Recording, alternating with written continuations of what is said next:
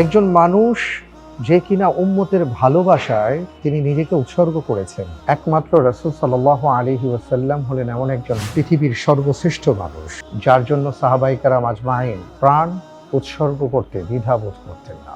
তিনি এমনভাবে আল্লাহ সুবহানাহু ওয়া তাআলার কাছে দোয়া করছেন, কখনো সিজদায় পড়ে, কখনো হাত উঁচু করে। حبيبك يا رب اجمعني بحبيبك صلى الله عليه وسلم।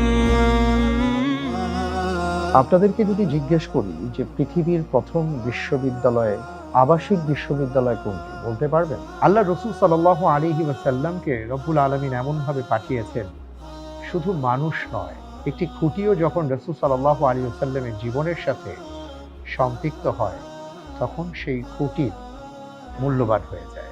সিরাতে রাসূল সাল্লাল্লাহু আলাইহি ওয়াসাল্লামের সৌরভে সুরভিত হওয়ার অনন্য আয়োজন বেকম্যানস বিস্কিটস নিবেদিত নবী প্রেমের আঙিনায়।